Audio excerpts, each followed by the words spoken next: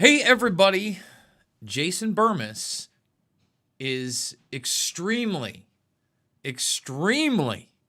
happy that at 427 to 1, the needle has been moved so far on the Epstein issue. Only one politician, a Republican, by the way, we'll get into that a little later, voted against releasing them. Now, I want to start with this broadcast basically saying how important that is and how that is through people who have been in this arena now for not only a decade, and kudos to those like Whitney Webb, who I believe right around now is really about a decade of her work, or just shy of that, maybe just over that, on Epstein. That was game-changing. And I just want to say props to her out of the gates. She's one of those people that helped move the needle. But even prior to that, love them or hate them, yes, the Alex Joneses, the David Ikes of the world.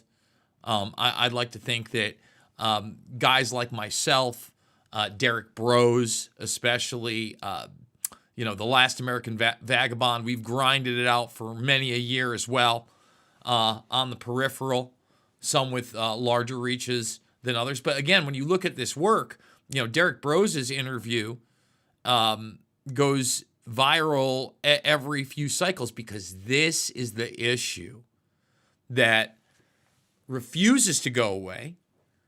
I think gains the most skepticism of our government, the power structure, other governments, and their behavior than any other issue ever has.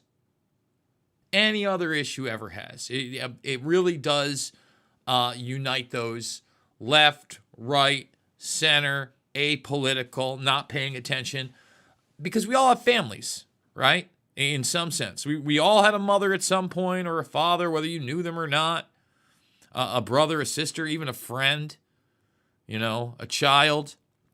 This is something that the exploitation, the abuse, and serial abuse of children by these people is just too much, and it's grotesque. However, with all of that being said, the reason I said 427 to 1 Longshot is not just because we've now gotten here. All right? But what do we get from here? What obstacles do we have? And how much of the narrative do I think is actually going to be shared?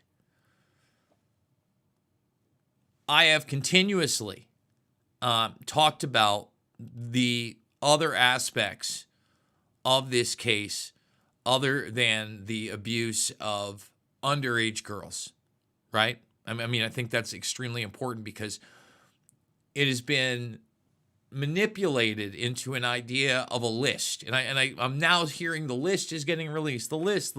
There is no list. Okay, if you're new here, by the way, this is going to be a long broadcast because we're going to do a watch along with the press conference earlier today via Ro Khanna, Thomas Massey, and MTG. We're watching that whole thing together. So, get the thumbs up, subscribe, share, ring the bell if you're new. But buckle up on this one. I think we now have the pieces on the chessboard and the open admissions into play that the stuff that was really going on, that somebody this grotesque, Jeffrey Epstein, it wasn't just a blackmail operation. He was involved in arms dealing, Iran-Contra in particular, but then you look at the relationships up through MBS, who visited the White House today, by the way. Again, these are huge relationships, and had pictures with the Saudi royals, the whole nine, okay? The whole nine. But also is setting up things like the Clinton Global Initiative. We have open emails. It is something that even Ghislaine Maxwell talked about with Todd Blanche, etc. A lot of these things have been in the public arena. But, as I've stated, first of all, the media has tried to spin the release of the 20,000 documents instead of really focusing on the meat and potatoes of them, although there's a lot coming out. We're going to get into a few stories, again, on the peripheral. Some people are doing their job, but it's not the media narrative. The media narrative is Trump is all over these files. And he is, in regards to Epstein, trying to take him down with journalists like Thomas Langdon Jr., Michael Wolff, journalist. We talked about the Krasner, Paul Krasner also contacting him. But the real story is those that were still currying favor with Epstein, working with Epstein, knowing he had already been successfully prosecuted in the Palm Beach case, knowing what he was, taking his money and influence. Anyway, and we're going to go back to the Stacey Plaskett stuff, where it appears that Jeffrey Epstein himself, was directing commentary via a bought politician. Shocking, I know, but that just scratches the surface. And I'm very hesitant to say we're going to see the outright inner workings of the banks and Epstein and the arms trade and the intel networks. Not just blackmail, because yes, the blackmail, the honeypots were there, but that's insurance. And when I say insurance, he doesn't want to have to use that. And it doesn't appear that he gets it on everybody, right? Like if you think, for instance, that Epstein didn't have some really terrible tape or photographs of Trump reading these emails, it would be hard for me to believe that he would not have released them, period. Okay? And again, they don't paint Trump in the best light. It goes to that point where, Trump and his relationship had something to do with the modeling, right? And the women, and Epstein said, hey, I pawned my girlfriend, this model off on him 2 years later, et cetera. It's in the documents, right? But we're also going to learn some stuff about Jared Kushner today. And it's really interesting when we look at this email, because it also needs to get deconstructed further than what you're seeing, and the stuff that you should be paying attention to. And the question is now, number one, are we getting the rest of the paper files? Number two, are we getting the photographs, the videotapes, those things that have been entered into evidence, obviously outside of anything that would be illegal or something that would compromise the victims, right? But at the same time, it's very easy to blur people out, or you could make them into a whole nother person with AI these days, right? You could absolutely manipulate. And really, it would be just so much easier just to blur the victims themselves out. But Johnson said it today. I mean, he let the cat out of the bag. Like this bill gets into national security issues, and he damn well knows that Epstein is a national security issue, even though that term, that blanket term, has been used and abused again and again and again to obviously overclassify tawdry behavior, etc., and keep people in the dark, keep misinformation and disinformation campaigns going. In this case, it does have a direct use to the methods and practices of DOD operations, FBI operations, CIA operations, and beyond. So, without further ado, let's go over some of these documents. Let's thumbs it up, subscribe, share. We got a few videos for you as well. But listen, again, kudos, golf clap to everybody out there. The issue is not going away. And now the question is, how much of it can be managed? Because I don't want any of it managed. I want people to realize that this network is super corrupt. I want people to realize how the world works and how we only got a glimpse of how it worked via Iran-Contra, and it never stopped. And these people are dangerous and grotesque and have no legitimacy making decisions for the rest of us. So let's thumbs it up, subscribe, share. Remember, I can't do this without you guys. And this one's going to be a long one because that press conference was pretty long today. Okay? But $5, $10, $15, it absolutely means the world to me. Big donors, thank you, thank you, thank you. Need you now more than ever. Trying to keep this thing afloat is not an easy thing. I want to thank Marigold Resources. Buying or selling a business, marigoldresources.com. Go check them out. River City's Reader, great publication, a actual in-print publication here in the Quad Cities, rcreader.com. Go check them out for great independent media. And then give me a follow on X. Please. Please give me a follow on X. Let's see how we're doing. We might actually be gained. Yeah, look at that. Wow, we got like 4 people. 4 people since yesterday. We were just on Quite Frankly last night. And I love Frank, by the way. We've been doing a lot of other shows. By the way, get ready for an Independent Media Alliance panel. I'll either be putting that out later tonight or tomorrow. And that one was Catherine Austin Fitz, obviously Ryan, Tim Hincliffe, Steve from Slow News Day, Ian. It's a jam-packed panel. You're not going to want to miss that. We went over this. Now, this is an aspect that is extremely important. This reopening. This is where Clay Higgins stands. Oh, there's open investigations. Here's the deal, Clay, and anybody who said such Johnny nonsense. There were no open investigations. They were this DOJ was ready to close the case. They put out the memo. Well, we just don't know. Let's close her up. And people were outraged. And that's why we're here right now, because we're done. We're done. So now they're trying to manage it. Okay, they've brought in this insider, Jay Clayton, from the Southern District of New York, and he's gonna be the trusted prosecutor. So now their attempt, it appears, is going to try to say that these files are part of an open investigation and cannot be released to the public. An investigation that would go nowhere. And take a look. Massey gets it.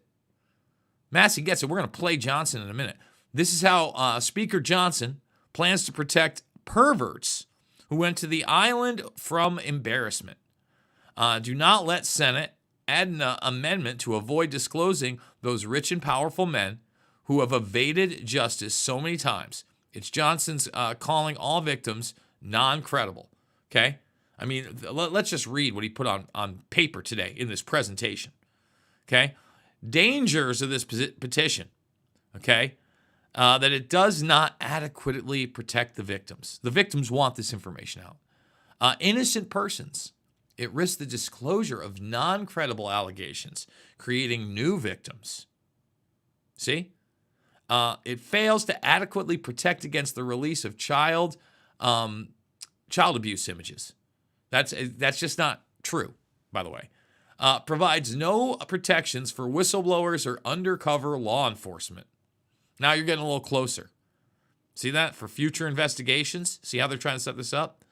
And then there's declassification. It requires the release of information that could reveal confidential methods and sources. Epstein is documented to have worked with the FBI and given them information. We already know this. I get it. The media didn't jump on it. The document is out there. What was that information?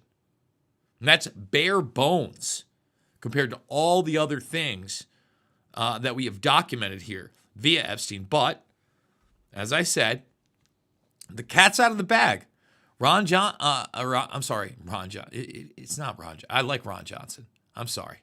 Speaker Johnson. His first name is evading me at the moment. Here he is again, letting the cat out of the bag on Epstein. It's a national security issue. National security concerns. Okay. The discharge requires the Attorney General to release within 30 days, quote, classified information to the maximum extent possible. This ignores the principle that declassification should always rest, and always has rested, with the agency that originated the intelligence. Why? So that they can protect their critical sources and methods. It is incredibly dangerous to demand that officials or employees of the DOJ declassify materials that originated in other agencies, in intelligence agencies. See why this is important? See why we continue to harp on this issue? But again, because we have harped on this issue, 427 to 1. Say it again. 427 to 1. Now, if you see this right here, this is part of the bill, apparently. All right? Contain information specifically authorized under criteria established by an executive order to be kept secret in the interest of national defense or foreign policy and are in fact properly classified pursuant to such executive order. So what does this mean? I think that this is in there that if they want to pull this, they're going to have to do so via Trump, via executive order in front of everybody. And Mike Benz, by the way, he's killing it, guys. He's the guy that you want to follow. He's talking about the State Department and Jeffrey Epstein. He's talking about Iran-Contra and Jeffrey Epstein. I know there's a lot of people out there for some reason that don't like him, but give me a break. So here we have Congressman Hakeem Jeffries, okay? Just want to put this out there as well. And he is soliciting funds in 2013 from Jeffrey Epstein. Another one of these guys. Where did my Kushner go? Where? Oh, wait, we're going to have to do it live. We're just going to have to do it live, right? Yeah, let's do it. We'll do it live. Okay. We'll do it live. Fuck it. Do it live. I'll write it and we'll do it live. So, man, I wanted the Daily Mail article, however. Here it is right here, because it actually had the email, but because the email is what we want to see. You know, let's just type in Daily Mail. And this is what kills me when they don't show you the email. The emails really got the juicy stuff in it, okay? Just want to put that right there. There it is right here. And why is that? Because if you look at the actual email, the base document, let's just go. Nothing more frustrating. Let's just open that image in a new tab. Okay, here we go. That's what we want. Right there, the juicy email. Take a look at the top. First of all, they're blacking out who this is from. I don't like that one bit, okay? And who it's to. What we do know at the very top, obviously it's to Jeffrey Epstein. But who actually is being forwarded from, okay? I don't like that censorship. Leslie Groff. Leslie Groff, among others, has been named Sarah Palin, Nadia Marcinkova, Adriana Ross, as the people that were protected along with Ghislaine Maxwell in that original sweetheart deal, okay? And in other words, co-conspirators. And so Kushner is celebrating the 25th anniversary of the New York Observer on Tuesday, March 14th. And Bloomberg, oh yeah, good old Mayor Bloomberg, will be by his side to toast you all. Now, if you take a look even further down, so not only do you have like the co-conspirator of Jeffrey Epstein that's never faced a court case and is supposedly, you know, done. It's not just Kushner as the publisher, but Trump is there. You know, obviously his daughter is there too. And then you have Sean Parker, who's there. And for those that don't know who Sean Parker is, Sean Parker is the person that was behind Napster. He was actually recruited by the CIA at 16. Supposedly he turned them down, and then he went on to like this hacking convention. He's the Justin Timberlake character in The Social Network, the rise of Facebook. He has got a little subsection, just a mention, if you will, in Shade the Motion Picture. So, I mean, these are the who's who. You got Katie Couric there, Cory Booker, you know, one of my favorite politicians, Blake Lively. I mean, Katie Holmes. Take a look at this. And hey, Jeffrey the Party Epstein is invited. And this is in 2013. It just gives you the mindset of a lot of these people, right? I think it's important to note that. So we mentioned the lone Republican, okay? And that lone Republican is a guy named Clay Higgins. And I've liked Higgins on other things. And he comes out of the law enforcement scene, believe he also may have been a judge for a while. I might be butchering that, but I know that was his background before he got into politics, was in that arena. And he talks about how, this is going, there's open investigations and blah, bull. No good. At the same time, we've talked about this Stacey Plaskett email exchange where Epstein not only, again, she gave money back that Epstein helped get her elected. Now they want ethics hearings. And Higgins, the one guy that said don't release it, he brings up the Plaskett stuff. And really, what does this do? This helps the left-right narrative, right? And that bull nonsense. But here's Higgins. Again, this guy voted against, the only person who voted against the files, but then he's telling the truth about Stacey Plaskett. She's a good lady from the Virgin Islands. Where did Jeffrey Epstein live? In the Virgin Islands. She was a constituent in 2019. Was she a friend in 2007? During her service to the DOJ, which my friend has brought up, was there any interactions? These are the questions we have. The good lady from the Virgin Islands has crossed the threshold of reasonable suspicion, and therefore she should be investigated. During said investigation by ethics, and I would recommend by DOJ, and I would recommend by oversight and judiciary committees. Meanwhile, she should absolutely be removed from the House Select Committee on Intel. I mean, I agree with everything he's saying, but this guy should have absolutely not voted to not release the Epstein files. Bad move, Clay. And by the way, later on, the Democrats try to get rid of it, and this is this interaction right here. Victims of Jeffrey Epstein to have justice and transparency. And not minutes later, the gentleman from South Carolina is filing yet another partisan resolution. I ask all of my colleagues to support this motion, to refer this to the Ethics Committee, and I yield back my time. Without objection, the previous question is ordered. And by the way, that woman is the Democratic minority whip. It's not a Republican. Again, Plaskett needs to be investigated 100%. And who knows what else is going to come out in these documents? We saw one round of emails, guys. Question is on the motion to refer. All those in favor say aye. Aye. All those opposed say no. No. In the opinion of the chair, the noes have it. Mr. Speaker. And the motion is not up. What Mr. purpose? Speaker, I request to call the yeas and nays. The Speaker didn't even want it on the record, right? He wanted the yeas and nays. No, let's put it on the record. Who doesn't want to investigate this woman who was a puppet of Epstein? The yeas and nays are requested. Those favoring a vote by the yeas and nays will rise. A sufficient number having risen, the yeas and nays are ordered. Members will record their votes by electronic device. 5 minutes will be allowed for this vote. Okay?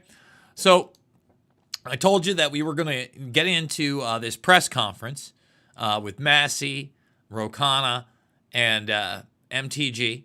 And that is exactly what we're going to do. Let's get the thumbs up. Let's get the comments in there. Remember, you can also super chat if you're live. We will go to that commentary. Obviously, let's try to keep it on the topic of Epstein. What do you guys think? What do you see happening? Does anybody differ in my opinion on what's really going on? And then let's get to this press conference from earlier today. Representatives Ro Khanna, Marjorie Taylor Greene, Thomas Massey, and Epstein abuse survivors are holding a news conference ahead of a House vote on releasing the Epstein files. You're watching live coverage on C-SPAN 2. And no regard for the rules or the laws. Look, this is one of the most horrific and disgusting corruption scandals in our country's history. You had Jeffrey Epstein, who literally set up an island of rape, a rape island. And you had rich and powerful men, some of the richest people in the world, who thought that they could hang out with bankers, buy off politicians, and abuse and rape America's girls with no consequence. because survivors spoke up, because of their courage, the truth is finally going to come out. And when it comes out, this country is really going to have a moral reckoning. How did we allow this to happen? There should be no buildings named after people in this Epstein class. There should be no scholarships named after them. They shouldn't be enjoying the perks of being affiliated with corporations or universities or writing op-eds or being lionized. And many of the survivors will tell you some of these people still are celebrated in our society. That's disgusting. There needs to be accountability. I want to recognize first and foremost the survivors. They are the ones who made today possible. Many of you had forgotten about this issue, and frankly, for decades we have not done enough about this issue, and it's only because of their advocacy, them coming here to the Capitol. They showed up here time and again, and on September 3rd, that the country started to pay attention. And I also want to thank the courage of two of my colleagues in particular. Both of them have suffered, as you know, extraordinary political consequences for what they did. One, my colleague, Congressman Thomas Massie. This would not have been possible if he hadn't led the discharge petition that got 218 signatures and is going to force a vote in the House of Representatives. And this would not have certainly been possible if it were not for the courage of Marjorie Taylor Greene. She signed the petition, and I would keep texting Thomas, is she going to drop off? Is she going to drop off? Because there was so much pressure against us, so much attacks against her. But she stood with the survivors.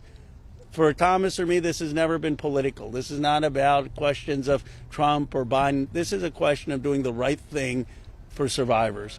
We're going to get a vote today. I expect an overwhelming vote in the House of Representatives, and I don't want the D.C. swamp playing any games. They need to pass this in the Senate, and they should not amend it. President Trump has said he would sign the Epstein Transparency Act. It's going to get overwhelming support in the House. It should go straight to the Senate, and it should be signed. No amendments, no adding loopholes. Justice is long overdue. And I want to hand it over to my colleague, Representative Thomas Massie. Now, before we go to Massie, I just want to say I agree with everything Ro Khanna just said there. Every single word. I mean, we did the video on MTG yesterday. Some people were mad about that video. I also see in the comments sometimes just total drivel. They didn't even watch the video. They just assume it's like a Trump support video or just like outright, hating on this group or that. Watch the videos if you're going to comment. If you're going to take an unreality point. Look, Ro Khanna was right. Overwhelming. There should be no amendments. It should be passed as is. I don't even like the loophole in the bill that would allow Trump to sign some kind of executive order and take action against a portion of this, being released. And I really am hesitant on the idea that these investigations that are supposedly happening right now are anything but a tool to, again, not release information. But let's go to Massie. I want to start by thanking the survivors. I mean, they're giving everybody hope in this country. There are survivors of other sex crimes in this country wondering if they should come forward. They're clouded with shame and concerned that law enforcement will do nothing. And these survivors have stepped forth, taking that same risk, worried that they will be defamed themselves. They have been defamed for stepping forward. But we're going to get justice for them. That's going to happen today in the People's House. The founders set up our government with 3 branches and 2 branches of Congress. And I don't think it's any coincidence that this fight is being started and it's being won in the House of Representatives. I have people, other survivors of other sex crimes, who come to me and say, thank you. You give me hope. You give us hope. There is hope here. We fought the president, the Attorney General, the FBI Director, the Speaker of the House, and the Vice President to get this win. But they're on our side today, though. So let's give them some credit as well. They are finally on the side of justice. And as Rose said, don't muck it up in the Senate. Don't get too cute. We're all paying attention. If you want to add some additional protections for these survivors, go for it. But if you do anything that prevents any disclosure, you are not for the people and you are not part of this effort. Do not muck it up in the Senate. So with that, I just want to say I am hopeful too. I didn't know that we would succeed when Roe and I started this effort. Most discharge petitions never make it, maybe only 4%. So we had long odds. But we had some brave women on the Republican side. My colleague Marjorie Taylor Greene is one of them, who's here with us today. You cannot even imagine the consequences that they have suffered. My colleague Lauren Boebert and my colleague Nancy Mace, they stood so strong. They put their names on a document in here, and then they were pressured in ways that you cannot even imagine, and they stood strong. And that's why we're here today. And they didn't take us seriously over at the executive branch or in the Senate, because they always thought they could flip one of these women. They could convince them or cajole them or intimidate them into taking their names off of this petition. But they did not succeed. This is a victory for those women and women all over the country today, and I'm just glad to be a part of it. With that, I want to introduce my colleague Marjorie Taylor Greene. Once again, there's a reason we've been talking Massey up. Okay? He's right about these petitions. Most of them don't make it anywhere near, anywhere near it. Just not, it's not even ballpark. You understand? Okay? And I don't think people can imagine the types of things, the pressure that's put on these people, the things that are said. You know, it's not just materialistic. It's not just empty death threats that may not be so empty. I mean, we are living, again, in a time period where political assassination is not out of the question, and we've witnessed it, not only in its attempt, but with the Kirk murder, we've seen it achieved. That's something maybe I wasn't prepared for in my lifetime, and yet it has come to America, as rare as it is, because it is a lot less rare in other countries, right? But I just wanted to put that on the table. And look, he's right. Look at how the executive has now shifted and how they have to shift after a vote like that one. 427-1.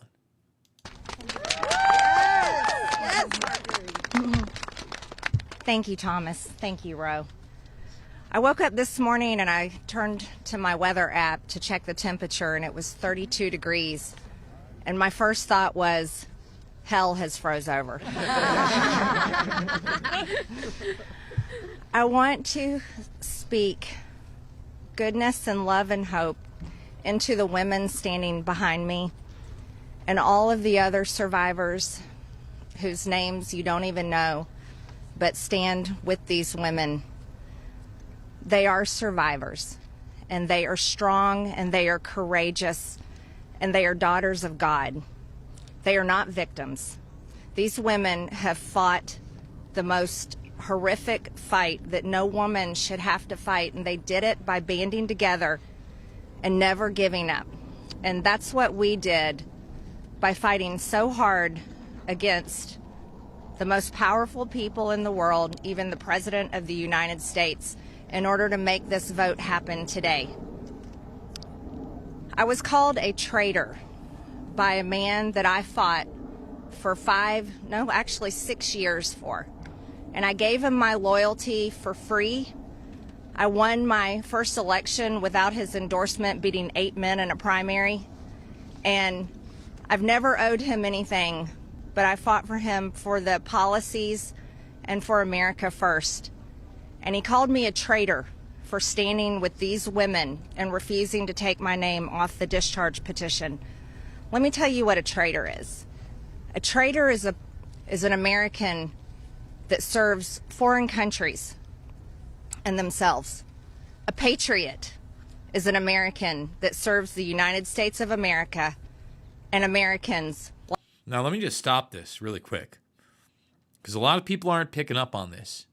She didn't say a foreign country. She said foreign countries. And over again, when we talk about this group, this cabal, these networks, I talk about it being an international intelligence operation. And with that, obviously, with the information we have, players in the UK, players in Israel, players in Saudi Arabia, players in this country. And who is being served by this? Okay? Unfortunately, it's only that cabal system if we don't release it. Let me go back to MTG. Like the women standing behind me. And I want to tell you that this only became possible today because the American people, whom we serve as representatives here in Congress, demanded that this vote happen, and they put more pressure on every single elected politician in this city than has ever been put on them. And today you are going to see probably a unanimous vote in the House to release the Epstein files, but the real fight will happen after that. While I want to see every single name released so that these women don't have to live in fear and intimidation, which is something I've had a small taste of in just the past few days, just a small taste. They've been living it for years. But the real test will be, will the Department of Justice release the files? Or will it all remain tied up in investigations? Will the CIA release the files? Will a judge in New York release the information? That's information that needs to come out. And will the list of names that these women privately hold, and they hold it because of their fear in their heart of what would happen to them if they release it on their own, will that list of names come out? That's the real test. So I want to thank Thomas Massey and Ro Khanna for your bravery in doing something that is much needed in America, crossing the political aisle that has become bigger than the Grand Canyon in America. But these men crossed that aisle on behalf of these women. And that is more of what is needed today in America than ever in our history. So thank you so much. Who's next? I mean, once again, I don't know that I can disagree with a word she just said. And I get it. The right-left paradigm, a lot of that's theater. Look at the interests that buy off both sides. Look at the scripts that these people and the talking points that they run with. Look at the unscrupulous behavior just to gain power. But I've said it before, I'll say it again. Good and evil do exist. And even in the most ruthless and evil of arenas, there has to be good. And there's not just one entity, one superpower that runs everything. No, we have free will for a reason. And it may be in the vast minority at one point. But when it is true, when it is good, when it is righteous, we can shift that paradigm. How far we can shift it, it's really up to us. But bravo, MTG. Ro, I'll let you introduce. Thank you. Thank you. Thank you. Thank you, Marjorie, Representative Green, for your courage and your words. Before I introduce our survivors, I just want to say that they will make their statements, and then you can ask questions of Representative Massey, myself, or Representative Green. But we do not want people asking questions and cross-examining the survivors. They're here to tell their stories, and they should be heard by the American people with respect. Of course, Congressman Massey, myself, and Congresswoman Green would be happy to answer questions after that.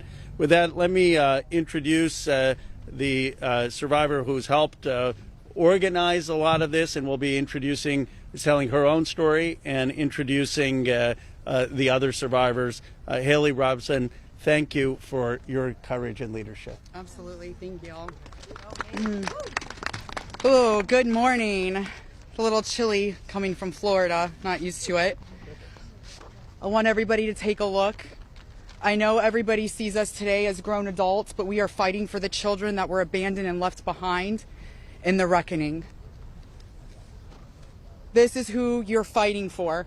This is who Congress is fighting for. This is who the House of Representatives are fighting for, and hopefully the Senate will fight for us too. I want to kick this off right, and I want to address Marjorie Taylor Greene, Thomas Massie, and Ro Khanna. I want to express my gratitude for all three of you, and I know, Ro Khanna, we spoke earlier. This is an incredible thing that I'm watching as a Republican, and this is non-political, but for you to go against your own party and to be ostracized, there's no place for political violence, there's no place for intimidation, and I can say firsthand, stepping out against Epstein and his crimes against children, we have all experienced that ourselves. So for you to knowingly put yourselves at risk and put your career at risk is unbelievable to watch, and we are so grateful. I also want to make a proposition for Marjorie Taylor Greene, because you've been an advocate for this. If you decide to read those names on the House floor for immunity, I will be more than happy, no security needed. I will stand beside you. I will hold your hand. I will hold your coat in solidarity with you. And on top of that, I did talk to Jayapal, who said she would be more than happy to read those names too on the floor with all of us. It's time that we put the political agendas and party affiliations to the side. This is a human issue. This is about children. There is no place in society for exploitation, sexual crimes, or exploitation of women in society. There's no room for it, guys. We're not having it. And to the President of the United States of America, who is not here today, I want to send a clear message to you. While I do understand that your position has changed on the Epstein files, and I'm grateful that you have pledged to sign this bill, I can't help to be skeptical of what the agenda is. So, with that being said, I want to relay this message to you. I am traumatized. I am not stupid. I am traumatized. I am not stupid. You have put us through so much stress, the lockdowns, the halt of these procedures that were supposed to have happened 50 days ago. The Adelita Grijalva who waited to get sworn in, and then get upset when your own party goes against you because what is being done is wrong. It's not right. For your own self-serving purposes, this is America.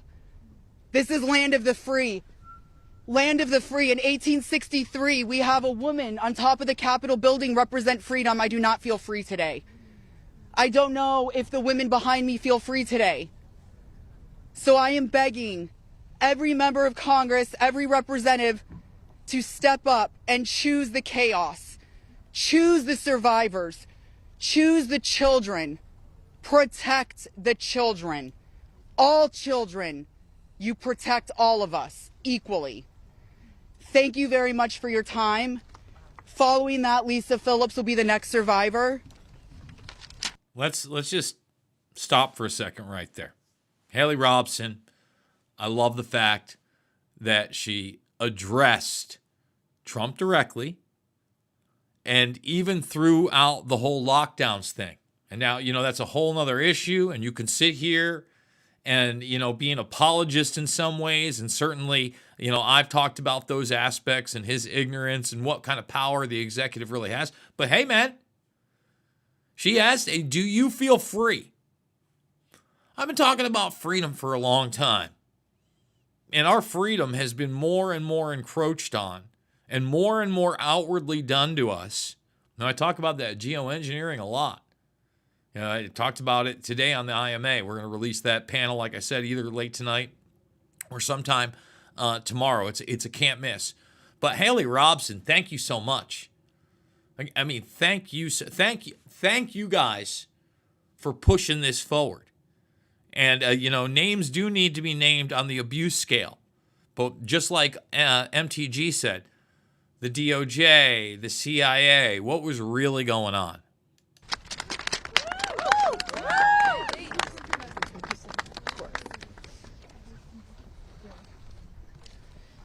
Good morning. My name is Lisa Phillips. It's an honor to stand here again for something America is finally united on: the immediate release of the entire Epstein files. In a divided nation, this is one demand we all share. Last time I stood here, I made a promise to all survivors watching. If those in power refused to release the truth, we would start uncovering it ourselves. For anyone who doubted that, that moment has already arrived. Since that day, more survivors across the country and around the world have reached out. Text, emails, DMs, firsthand accounts, and evidence. Many are women who were abused or trafficked through the international modeling pipeline Epstein built, promising visas, apartments, opportunities, futures, while exploiting their dreams for abuse. Most are still terrified to speak publicly because the men involved are powerful. They're connected, and as we know, they're protected. For too long, survivors have watched others speak for us. And while we are grateful for our allies in Congress on both sides, we've realized something. This fight belongs to us. We lived it, and we know the truth. And we will not wait quietly for institutions to decide when we're allowed to speak. The survivors now coming forward have entrusted us with their stories. We are sharing that information with the proper authorities, and when it can safely be made public, it will be. So today, we are launching something historic. The first national, survivor-led political movement in America. Nonpartisan, laser-focused on exposing the systems, the loopholes, power structures, and silencing mechanisms that have protected predators for far too long. We are stepping directly into the halls of power, into the political arena. We will help rewrite laws that failed us and build protections for our nation's children together, targeted by sexual exploitation. Together, today, survivors begin our own fight, the survivor revolution. And we intend to change this nation for the better. If you're a survivor who wants to join us, please reach out. And to anyone who benefits from the current system, intentionally or not, remember this. Alone, yes, we are afraid. But together, we are feared. Thank you. Now, before we go on, the only thing I can tell you about my concern with what Lisa Phillips is saying is that unless we get criminal accountability on the past behavior, I don't know that you can create new laws or change the system so that future behavior by these types of individuals can be curbed as well. But again, I mean, look how far we've come. Hello, everybody. I am Jenna Lisa Jones, and just as Haley, I would just like to give a little reminder that this was me at 14 years old. I was a child. I was in 9th grade. I was hopeful for life and what the future had held for me. He stole a lot from me at 14. So just a little reminder there for everybody. Sorry. So, I just want to start out by saying thank you for all of you for being here today. I want to start by expressing my deepest gratitude to the members of Congress who have stood with us, the survivors, in demanding the transparency and justice. Your support is a signal that this institution can still serve the American people.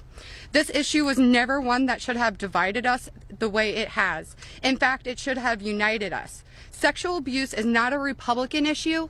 It is not a Democratic issue. It is also not a hoax. We are here as American survivors of a man who used his wealth and power to hurt young girls and women. The world should see the files to know who Jeffrey Epstein was and how the system catered to him and failed us. Emotionally, this process has been distressing.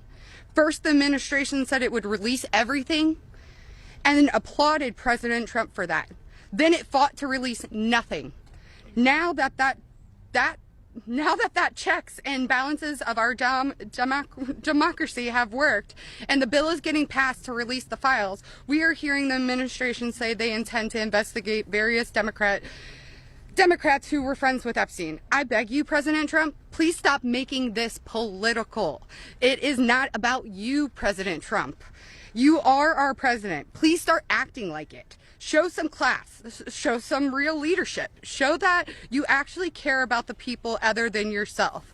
I voted for you, but your behavior on this issue has been a national embarrassment. Now, let me just stop right there.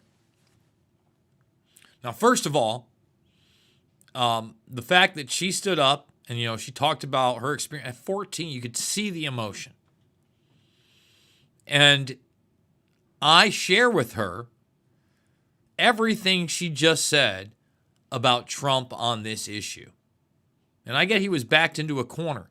But this is it, man. People really need to see how the system works if we're going to gain any semblance, not just of our constitutional republic, which has been shattered, just shattered, okay, and taken over by authoritarianism, this technopoly type behavior by a bunch of insane predator class transhumanists that want us under their thumb or just not around in general, right? And again, Epstein, transhumanist. So it is embarrassing the way Trump has acted on this issue. And that's why he's had to shift the position. That's why, like so many other things that he's been able to put into the background, like the Fort Knox stuff and the Doge stuff and the WikiLeaks and Assange stuff, right? He couldn't do it with this issue. So yeah, start acting right.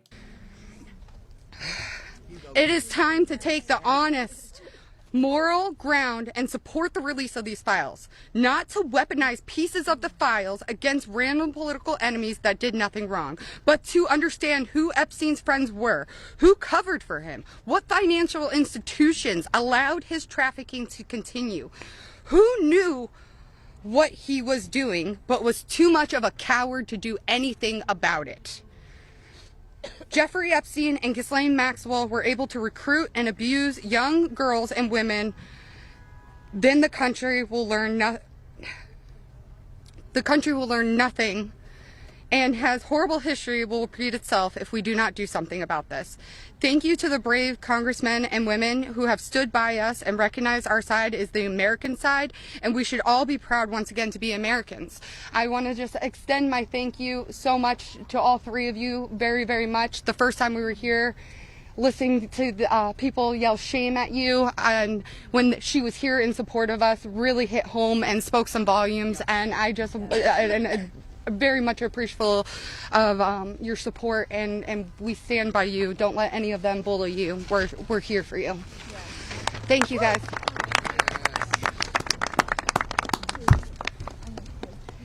Wow. Good morning, everyone. Thank you all so much for coming together today and taking the time to listen to us. Your presence means the world, and it shows commitment to understanding and supporting survivors and Americans. I stand before you today with a heavy heart. I originated from Brazil, and I came to the United States when I was 8 years old. I was only 14 when I first encountered Jeffrey Epstein, and my daughter is now almost at that age. At 14, the only things she should be concerned with are going to school, practicing at her cheerleading competitions, and enjoying her time with her friends and family. She should not have to bear the burden of worrying about being manipulated or exploited. And let me just tell you how much I can relate to that. My youngest niece is 14 years old. She literally just made varsity cheerleading. And first of all, I couldn't be more proud of her being able to, in my school, it was JV and then varsity, no matter what, depending on your grade. This is a much higher level of competition. She's in there, literally with thousands of students, which wasn't something that I had. And, that's what she should be worried about that. Picked her up from her weight training today. She should be worried about hanging out with her friends. She's got a little boyfriend, her age, like sweet little guy, okay? Not worried about some pedo billionaire who's going to manipulate her, use her, promise her the world, and then do God knows what else with a bunch of other monsters. So yeah, gross. Gross if you want to cover up any aspect to this. At this age, she is still a child, and no child should ever have to face such threats. I also want to address a troubling statement made by a prominent figure on a major platform who suggested that a 14-year-old should not be considered a victim of pedophilia. This is a dangerous and incorrect notion. When we talk about how children at 14 should still be treated as children, I ask you to look at the young people around you. Remember when you were that age? Do you think you should have been responsible for being groomed? Put yourselves in our position when we were young. I'm here today not to just share my story, but to call on all of you to help make a difference. We need to support to push for the Transparency Act and release the Epstein files. Please reach out to your Congress members and senators and urge them to support this crucial legislation. The truth is something that we all deserve, and it is vital for safety and protection of the future of generations. Think about all the young people in your life, your daughters, your nieces, your friends. Let's stand together and ensure that they grow up in a world where they are safe and valued. I often wondered, why did this happen to me?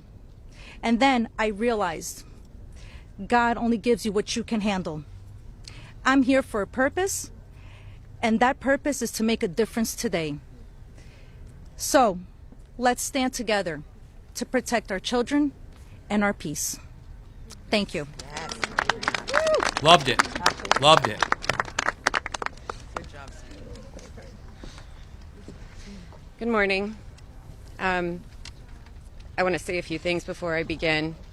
My speech may not be great. It was thrown together last minute as I only came here, decided Friday, when one of us, who has spoken several times, decided she couldn't come because of the threats. She was too scared. So I want to say, when you threaten one of us, you're threatening all of us. Yep. We are together now, and that's never going to change. This is me at 16 when I met Jeffrey Epstein. Now I'll start. It is an honor to stand here before the American people. However, I shouldn't have to stand here at all. I'm here because as a child, I was pulled into Jeffrey Epstein's world, a world built on exploitation and manipulation of innocence and the protection of powerful men and women who believed that they were untouchable.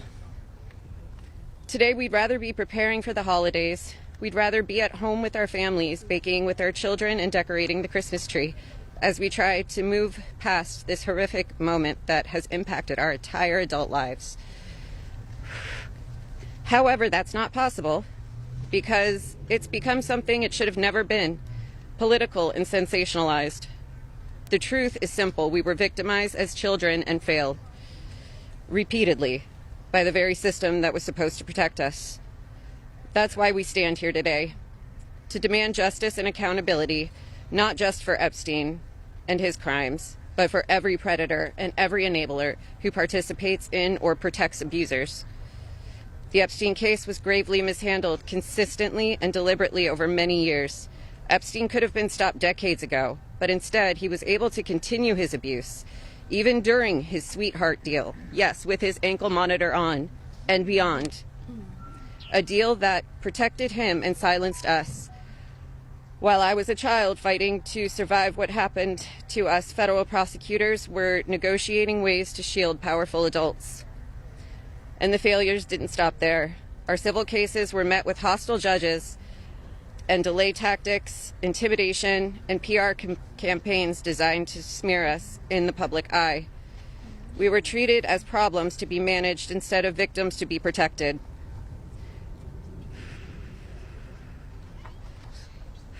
Today, something has changed. Individually, our voices were whispers. Together, they've become impossible to ignore. We are encouraged to see elected officials from both parties, thank you, come together and finally take action to release the files. I'll leave it there. Thank you. No, thank you. Good job. Thank you. Again, 16. Good morning. My name is Wendy, and I'm standing here today with a truth that still scares me to say out loud. I'm going to put this down because I can't hold both, as you guys saw, but that was me when I was 14 when I met Jeffrey Epstein. None of us here signed up for this political warfare. We never asked to be dragged into battles between people who never protected us in the first place. We are exhausted from surviving the trauma and then surviving the politics that swirl around it. When survivors travel to speak, to advocate, to stand for the truth, we do it with our own money, from our own pockets, carrying our own fear, shaking in our own bodies. There is no team, there is no paycheck. It's just us hoping our voices make a difference.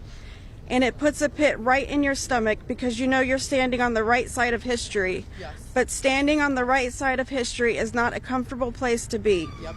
It never has been. And in a sick, heartbreaking way, it's an honor to show up, an honor to speak here, and an honor to stand in light when the world tried to keep us in the dark. And what keeps me standing is, even with all this fear, I have a 14-year-old daughter myself, the same age I was.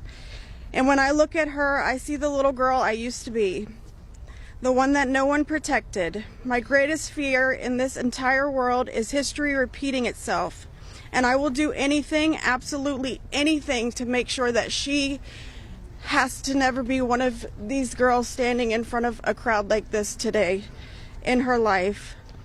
So today, from the safest and bravest places inside myself, I am asking Congress, please pass the bill.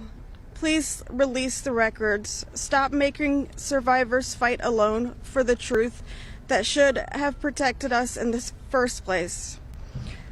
To the representatives that support us, thank you. Thank you for standing beside survivors so we don't have to face this fear alone. Thank you for choosing what is right over what is easy. And every survivor who is scared right now, your fear is real. Your courage is real. And even though we're terrified, we keep showing up. Because someone has to tell the truth. Someone has to protect these children. We deserve safety then. We deserve it now. And we are done being afraid so others can stay comfortable. So with that, I want to say thank you guys for having us. And I just hope that people can remember that as survivors, our story never leaves us, but the choice that you make to pass this bill, your career is in front of you. And that choice will follow you. Everybody will know. So thank you. Good job. And she's right. And you know, it was very powerful of her to talk about standing on the right side of history and how uncomfortable that is. But throughout history, it has been uncomfortable with the most important of issues. So thank you very much, Wendy. Well said, Wendy. You're incredible. Hello, everybody. My name is Danny Bensky. This was me at 17 years old.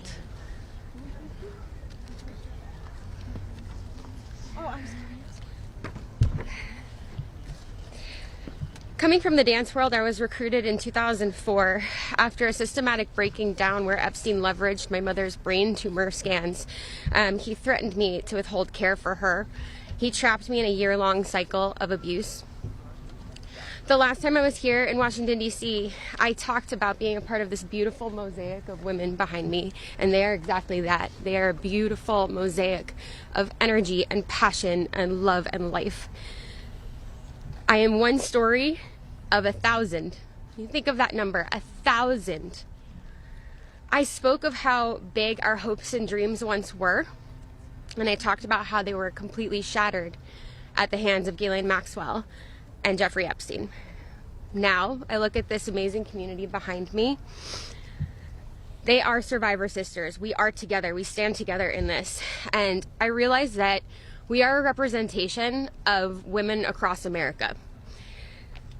We come from different backgrounds. We have different religions. We are different races, different creeds, different ethnicities. We have different political affiliations. Some of us don't want to be political at all. And yet we stand here together for this cause. We're united in the call for transparency, complete transparency, to find justice. Justice for our younger selves. These pictures that you see, they're real people. I wish I could go back and give my former self a hug and say, this matters and it's going to change, and mean it. We are standing here for justice for the youth of tomorrow. And justice for those who are no longer with us, like the beautiful, brave Virginia Giuffre. We understand that the road is long, but I implore you to stay the course, please. Living in an age where you can get news in 10-second clips on your phone, I know that this is a big task for us, but it's a very personal one for survivors. It's a very personal one for us as a country. So I'd like to ask you to try something right now. I'd like everybody to close their eyes or soften their gaze just for a moment. And I want everybody to think of a child that is close to them between the ages of 14 and 18 years old. It could be your daughter, it could be your niece, it could be a friend's kids, it could be you at a former age, it could be your mother at that age. But really envision that for a second, 14 to 18 years old.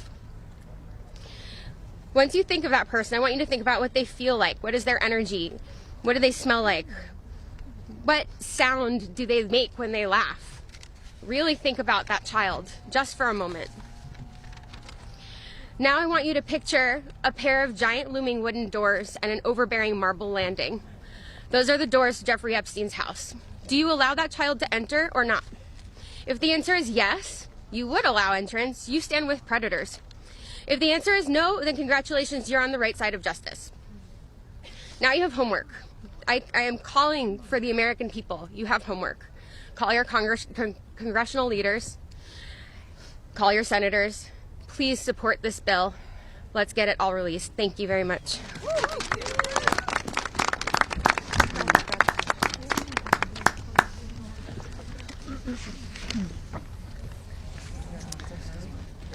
Good morning. My name is Annie Farmer, and this is a photo of me and my sister Maria Farmer. Around the time I was 16 and she was 25. That's how old we were when we were abused by Epstein and Maxwell. Survivors have repeatedly stated that our pursuit of transparency and justice is a nonpartisan issue. But given the political noise surrounding this case, I just want to remind people of some of the facts. In 1996, when my sister Maria bravely blew the whistle on this group by reporting to the FBI what Epstein and Maxwell did to both of us, they hung up on the phone on her, and there was no follow-up of any kind. Bill Clinton was president. And I want people to remember that. You know, this is Annie Farmer. Maria Farmer was recruited when she was overage, and that is true of many of these trafficking victims. But then, they attempted to abuse her younger sister. And Annie Farmer, has been one of these large-scale advocates. But Maria also talked about the surveillance room in the Manhattan home, right? So the question is, why would the FBI, why would there be no records whatsoever in their denial? But then there wasn't an official denial. It seems like Maria, again, did try to blow the whistle in the late 90s. It's almost 15 years before the Palm Beach case. In 2006, the FBI came to us, finally interviewed us, and asked us both to be witnesses against Epstein. We were very anxious, but we agreed. And then we didn't hear back from them due to their infamous sweetheart deal. George W. Bush was president. In 2015, when the DOJ was sent FOIA requests for Maria's FBI files, and they were denied, as they have been many times, Barack Obama was president.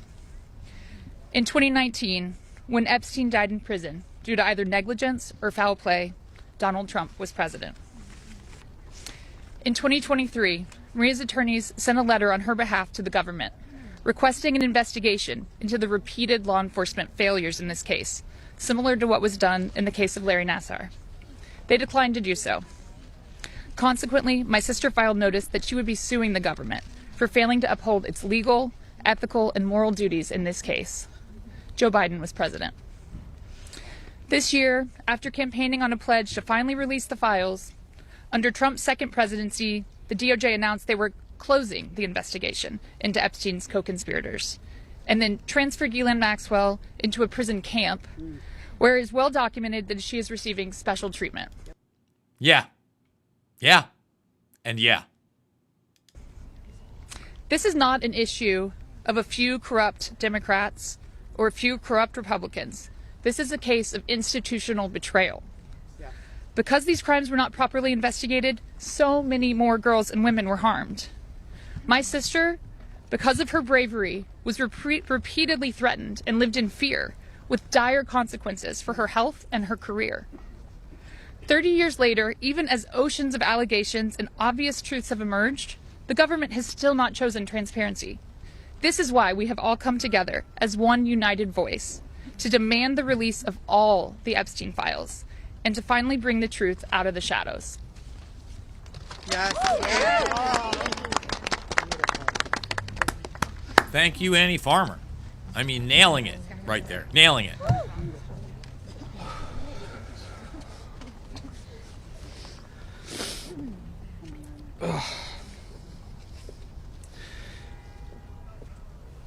Ladies and gentlemen, esteemed members of Congress, and everyone gathered here today, I want to start by thanking the three of you.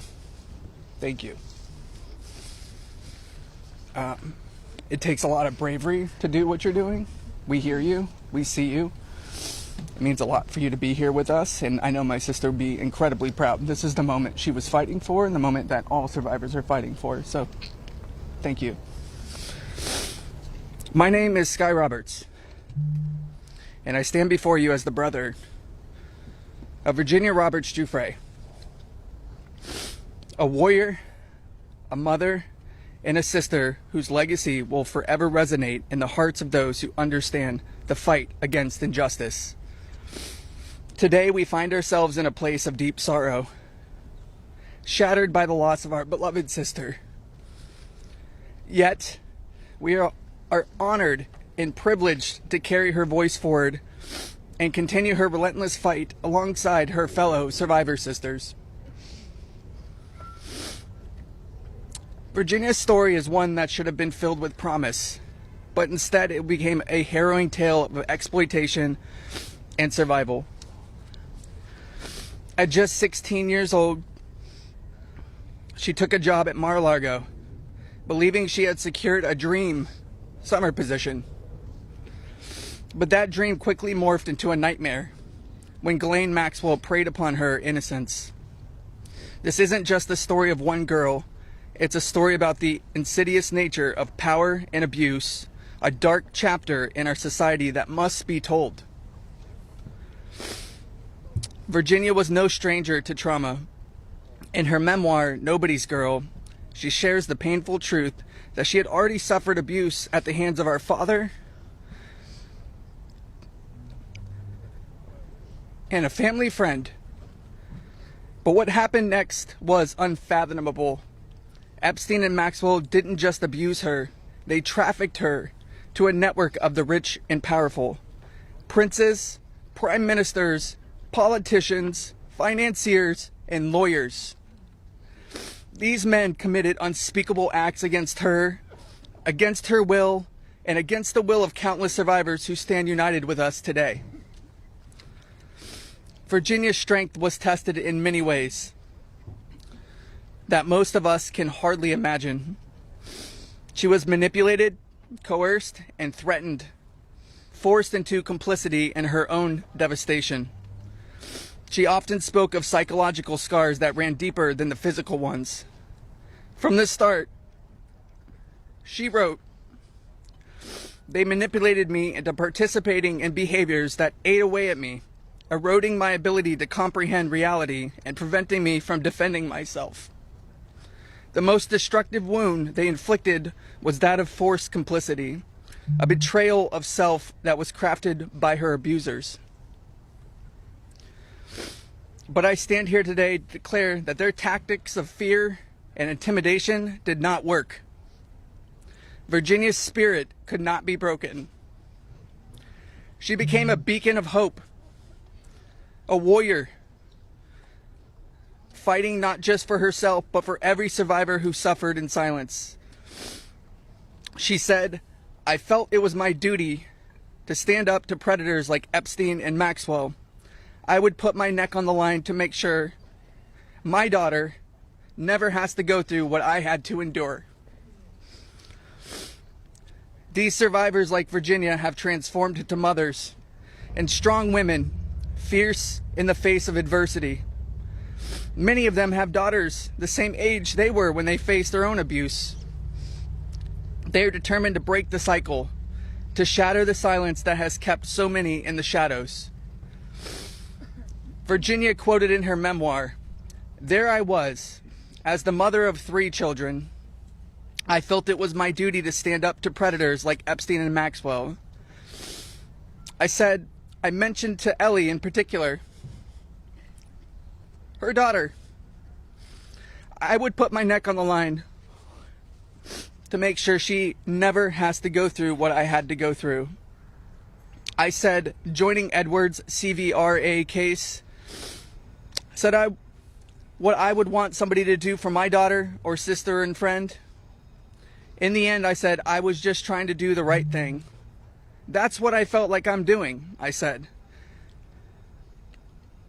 "I'm making a small dent in this big world we live in."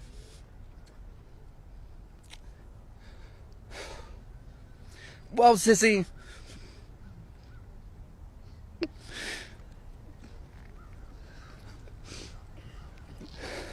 you didn't just make a small dent.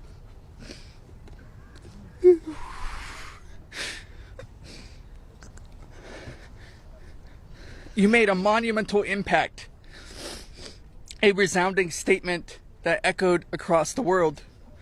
You built an unbreakable wall, a barrier that will protect future generations from the horrors of abuse. As we gather here today, I urge each of you, members of Congress, advocates, and all those who hear this message to join us in this fight. We demand justice, accountability, and support for survivors. And we keep getting asked this. What does justice mean, you ask? It starts with acknowledgement. That's the first step. Acknowledge in the face of survivors that this happened and that this is true. Your vote carries that weight. My sister is not a political tool for you to use. These survivors are not political tools for you to use. These are real stories, real trauma, and it's time for you to stop just talking about it and act. Vote yes.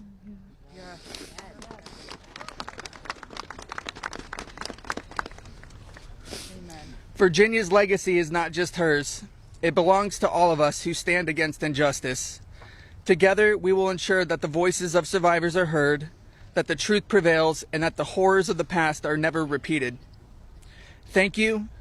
Thank you for listening, and thank you for standing with us. Together, we will not let Virginia's fight be in vain.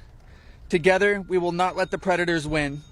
Together, we will be the change this world desperately needs.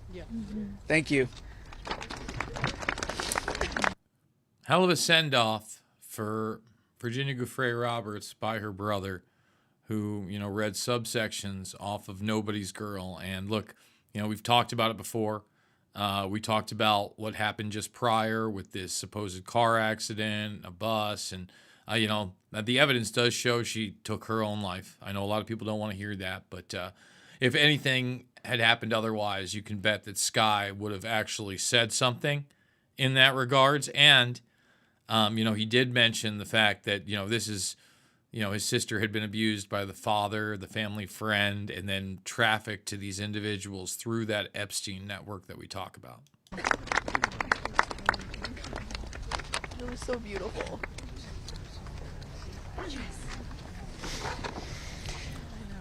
This is me when I met Jeffrey Epstein in 1991. I always share the date when I talk about my story because people rarely acknowledge how long this has actually been going on. And for too long, truth has been buried, survivors have been silenced, and powerful people have been protected. And today we stand in a moment that will decide whether our government still belongs to the American people or to those who prey on them. Because when mountains of evidence and decades of victim reports across 5 administrations still lead to sweetheart deals or no prosecution at all, this isn't just one case gone wrong. It's an institutional failure on a historic scale, and every member of Congress in this administration must answer for that failure. Millions of sexual abuse survivors know the pain of speaking up and watching the institutions that are meant to protect them look away. We're not alone in this. Epstein may be the headline, but the betrayal reaches every corner of our country. And if our justice system can collapse this completely for so long, then Congress cannot pretend that the system is working. Not for us, and not for the generations that will live with the consequences of what they choose now. One long overdue step towards repairing this damage is the Epstein Files Transparency Act. Because without transparency, there's no accountability. Without accountability, there is no justice. And without justice, democracy dies. Yeah. So representatives, you have a choice to show millions of Americans whether you stand with us or with the powerful predators that are counting on your complicity. Thank you. Yeah, good job.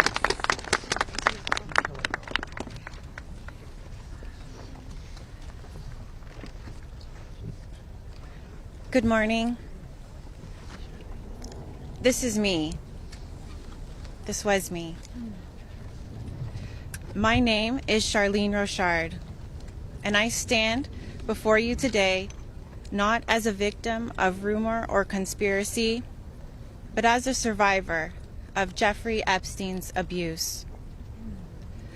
Far too long, survivors like me have been dismissed, silenced, are told that our pain was exaggerated or fabricated.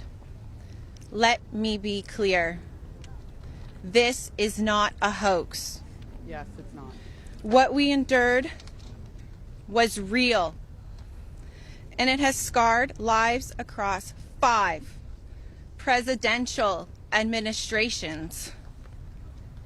The truth has been buried in sealed files and hidden records for far too long.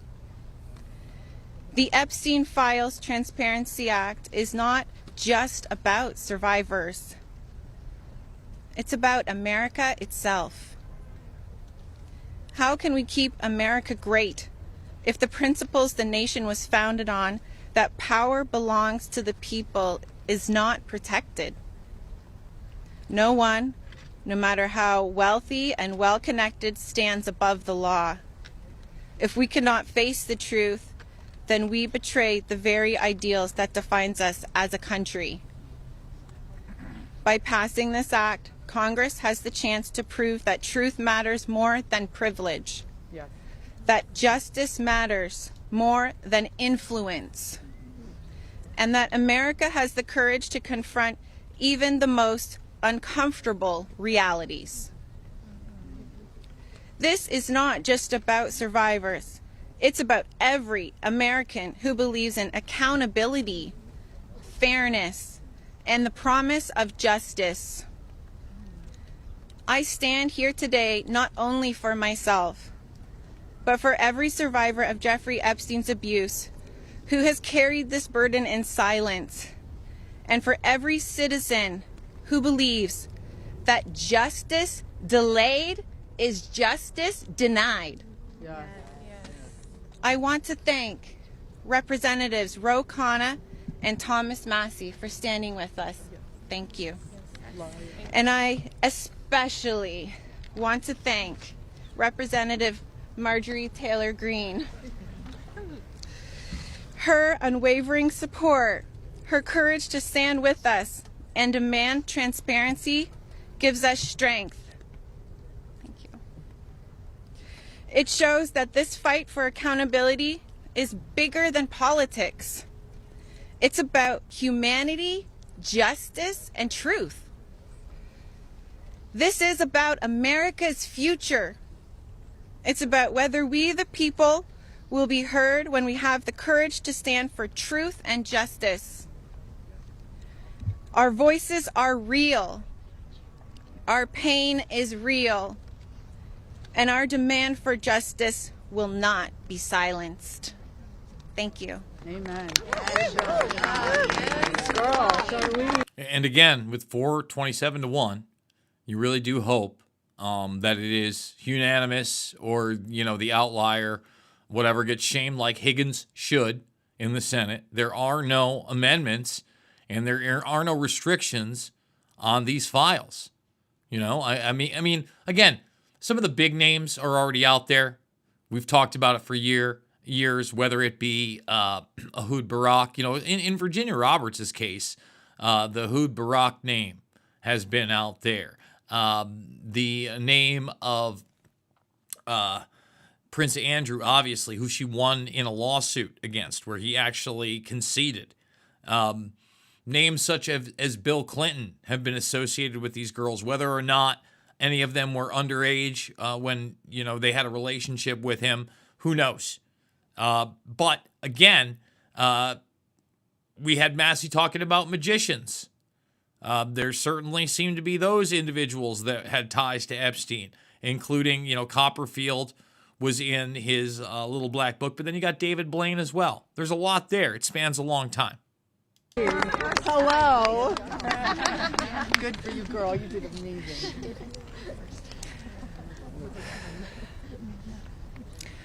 My name is Laura Bloom McGee. This is my first time speaking publicly about my abuse. As a young woman in New York City, I was pursuing a modeling career and building a life of giving back through my philanthropic work. Instead, I was intentionally groomed and became part of an international model sex trafficking ring that was led by Jeffrey Epstein. I was sexually and mentally abused by Jeffrey Epstein. He used my dreams and vulnerabilities to silence me. Today, I am here to break that silence. Sex trafficking and sexual abuse are crimes against human beings, not political talking points. For too long, Epstein's abuse was an open secret, with his network remained protected. Evil thrives in darkness. We must shine a light on every corner where it hides. Nothing should be off limits in the search for truth. Please vote that everything in the files be released.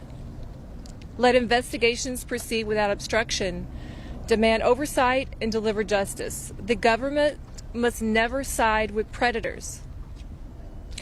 I come as one survivor, but I stand here for everyone who prayed for me, who believed in me, and who hoped for me. To my fellow survivors, your courage brought me here. We are more than victims. We are mothers, daughters, sisters, friends. This is not a hoax, and we will not be erased. Shame on any elected official who obstructs truth and justice for the American people. Thank you. Amen. Yeah, girl. Now, again, I've talked about this, and I've talked about not only Epstein and the modeling world, but also people like Claude Hadid and the modeling world. And again, how these individuals are either abused directly, abused, and then redirected to others to curry favor. Yes, the blackmail is there as well. All this is important, every bit of it. By the way, big shout out to PJ Wolf. says, thank you, ladies, for standing up. Absolutely. One after another at this press conference today prior to the 427-1 vote to release the files. My name is Liz Stein. In 1994, I was a senior in college, just 21 years old. I had aspirations of attending law school after graduation, and it looked like I had a bright future ahead of me. 1994 was also the year I met Ghislaine Maxwell and Jeffrey Epstein. My involvement with them changed the trajectory of my entire life. The Epstein files are not about loyalty to any one political party. They're evidence of a crime. We stand here today, victims of the crime of sex trafficking. I'm here today speaking both for my 21-year-old self and for the countless number of people who have experienced sexual violence. When I am asked what I would tell my younger self if I could say something, I say that I would tell myself to tell someone. And if they don't listen, to tell someone else. And to just keep telling until someone listens. And even if nobody listens to you, you should be proud of yourself because you stood in your uncomfortable truth when others could not. And that is true bravery. We stand here today as survivors, part of a sorority that none of us asked to join. We have told our stories over and over and over. Now it's time to see who was listening. We ask that you vote to release the files, all of them, so the victims of this crime can finally see justice. Thank you. Amen. Yes! You go, girl.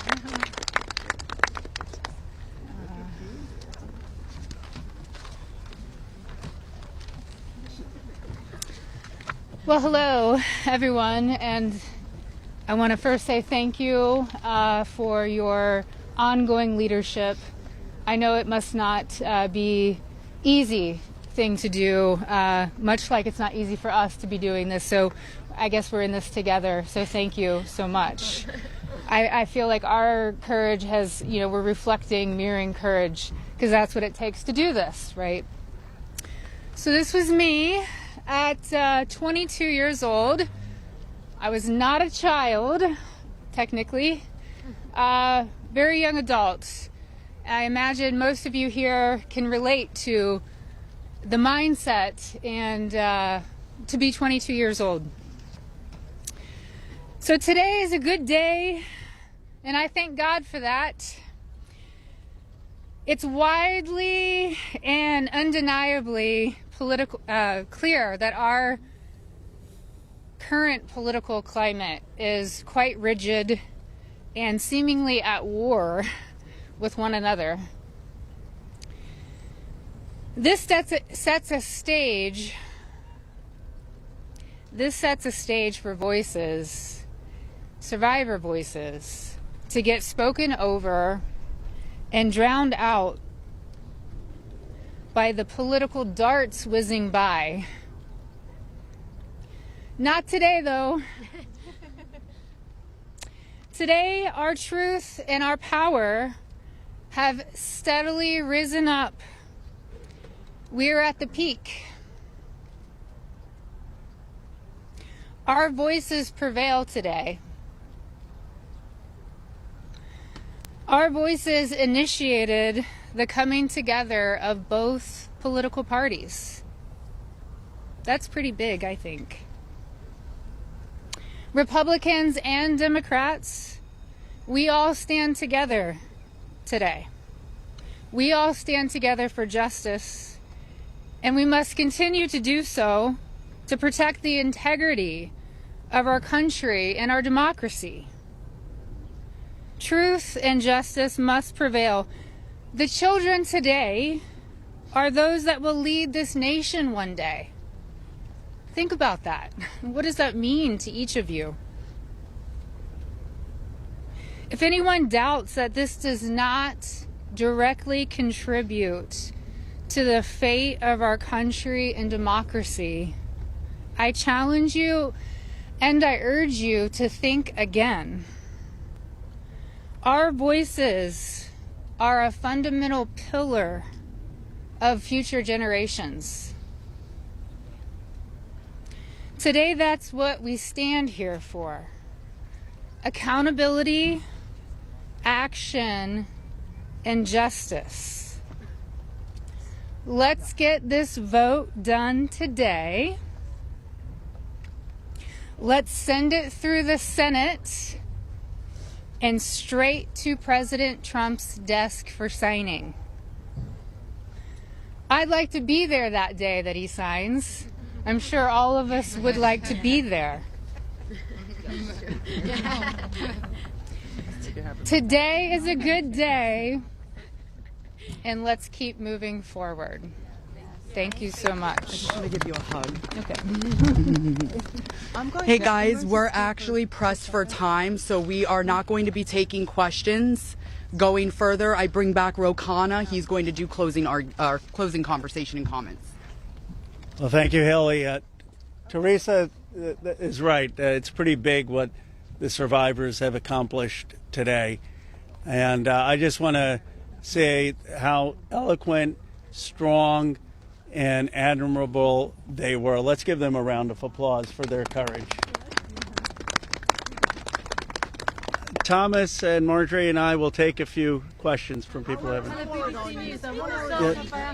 Go ahead. Is basically right now calling on the Senate to make revisions to this bill because he says it doesn't adequately protect the survivors, the victims that are standing behind you. Your response to that? So before we go into what was just said, first of all, again, I've talked about the spanning of the ages and how some of these people were in fact legal. And again, it is not only the serial abuse of the young girls, but the black operations that Epstein was a part of. And this canard that the victims are not being protected, and that's the question, is just an untrue one. So here's Massey addressing that. That's been a red herring all along. The survivors have always been in favor of this legislation, and there's a provision in there you can read, if he would just read it, that protects them. Now, if he wants to offer more protections in the Senate, that's fine with us, but here's the problem. Now we have to vote on it again in the House. And so, as you heard, justice delayed is justice denied. It could be just another delay tactic. But we want to... Is that what you think? That's the motivation? I think the Speaker wants to save face. He's going to vote for a piece of legislation today that he's disparaged for 4 months. And however he needs to come on board, we want him on board. So we appreciate that. Did you want to? Go ahead. Go ahead. What do you say today that Andrew Mountbatten wins of a man formerly known as Prince Andrew? Well, there's becoming a reckoning in Britain that needs to happen in the United States. A prince lost his title. The ambassador to the United States lost his job. We need to see those same kind of consequences here. As my colleague Rose said, there shouldn't be buildings named after these perpetrators of these heinous crimes. There shouldn't be scholarships named after them. And there needs to be accounting. We've seen tens of thousands of pages released by the Oversight Committee. What we've not seen is a single name. So I implore you to look and see if we have true justice and transparency in here. And the survivors will know when that has happened. And I do think that Prince Andrew does need to come and testify at our Oversight Committee, and that can be bipartisan. But I share Thomas's view that the urgency that the British people have shown in getting justice needs to inspire an urgency here in America. Go ahead. Go ahead. Go ahead. You don't need legislation to get the files released. President Trump could just release them today. Well, is that frustrating for you? Why isn't he doing that? And also, did you ask him to be here today? It's a really powerful moment there. She's asking about the frustration, why they even need legislation to get these files released. Look, I'll let my colleague speak. I hope the president meets the survivors, and I hope when he signs the bill, the survivors are there. I don't care if I'm there, Thomas Massey's there, Representative Green's there, but the survivors should be there. But I hope he meets them, because I think if anyone who meets them and sees their emotion will be moved. And my goal is to get justice here. So I hope he will meet them and really hear what's happened and actually take action. But the broader point is, yes, the president could order the Justice Department to release the files, but in a constitutional democracy, what we're supposed to have is Congress says that the files should be released, and then it's not on the whim of any president. Then the Justice Department is compelled to release those files because that's the law of the land. Let's just take a